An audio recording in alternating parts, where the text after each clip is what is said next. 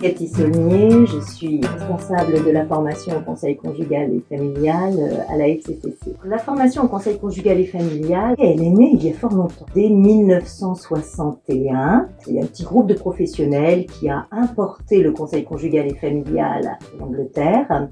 Très vite, ils se sont dit que pour sortir de l'amateurisme et puis peut-être un peu du militantisme, il fallait organiser une formation pour aider les professionnels à entendre ce qui pouvait se dire au niveau du couple et de la crise conjugale.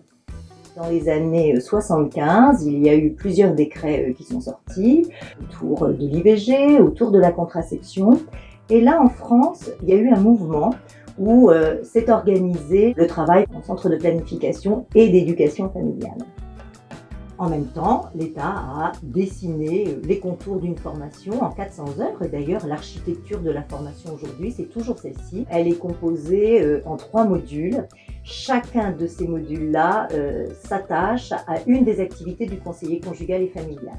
Donc le premier module, lui, est autour du travail des animations collectives auprès des jeunes sur la vie affective, relationnelle et sexuelle.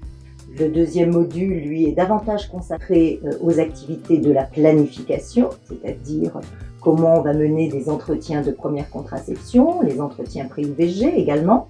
Le troisième module, qui est le plus long, mais je crois aussi que c'est le module qui prend sa source effectivement dans l'origine du conseil conjugal et familial à la FCCC, c'est-à-dire d'accompagner les couples et les familles en situation de crise.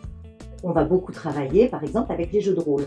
Parce que c'est dans les jeux de rôle que le conseiller conjugal va sentir ce qui fait résonance en lui. Ce qui nous paraît important à la FCCC, c'est de former le conseiller conjugal et familial à mener un entretien clinique. Ça veut dire que le professionnel est centré sur la personne qui l'accueille et qu'il n'a pour outil, à part les techniques de communication habituelles, mais il n'a pour outil que lui-même. Donc ça, c'est vraiment la spécificité du conseiller conjugal et familial.